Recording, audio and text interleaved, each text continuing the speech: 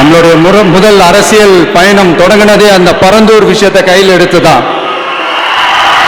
அதனால நம்மளுடைய இந்த ஆட்சி அமைஞ்சதும் தீர்க்க வேண்டிய முக்கியமான பிரச்சனைகள் நம்மளோட விவசாய பிரச்சனைகளும் ஒண்ணு.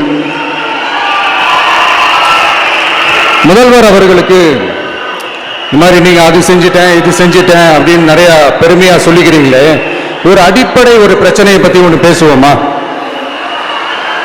கொஞ்ச நாளைக்கு முன்னாடி ஐநா சபை ஒரு ரிப்போர்ட் ஒன்று வெளியிட்டிருந்தாங்க. அது கூட தினத்தந்தி நியூஸ்ல கூட வந்துச்சு.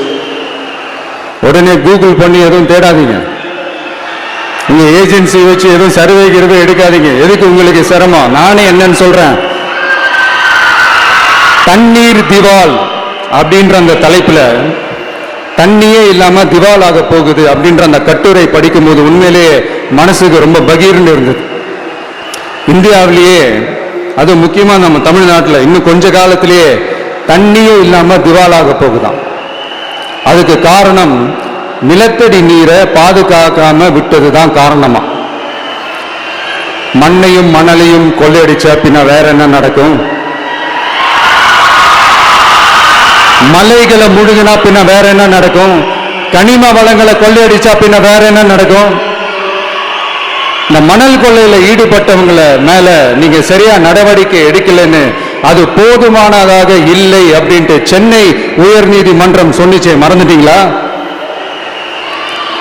இந்த மணல் கொள்ளை, கனிம வள கொள்ளை, இதுக்கெல்லாம் காரணம் மணல் மாஃபியா குரூப் தான் மதுரை உயர் நீதிமன்றம் அந்த கிளை சொன்னிச்சு. அதை மறந்துட்டீங்களா? இந்த மணல் மாஃபியா குரூப் ஆதரவு அளிக்கிறது யாரு? உங்க திமுக கவர்மெண்ட் தானே. அது இல்லைன்னு சொல்ல முடியுமா? அவங்களோட டீலிங்ல இருக்கிறது யாரு? நீங்க தானே. அது இல்லைன்னு சொல்ல முடியுமா? தண்ணி திவாலாக போகுது, மணல் திவாலாக போகுது, கனிம வளம் திவாலாக போகுது. மொத்தத்தில் உங்க ஆட்சியில தமிழ்நாடு திவாலாக போகுது. கடன் மேல கடன் வாங்கிட்டு உங்க கவர்மெண்டே குப்பரேட்சி படுத்துக்கிச்சு. உங்ககிட்ட பேசுறது ஒண்ணுதான். சரி, அதை விடுங்க.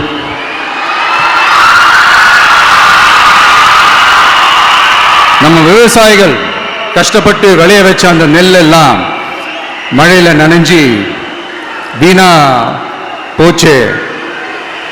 டெல்டாக்காரன்னு சொல்லிக்கிற நீங்க அதை கவனிச்சிங்களா? அவங்களுடைய போராட்டம் எதுக்காவது கூட போய் நின்றுக்கிறீங்களா? கூண்டாஸ்ல மட்டும் போடுவீங்க. இதானே உங்களுடைய அந்த சாதனை.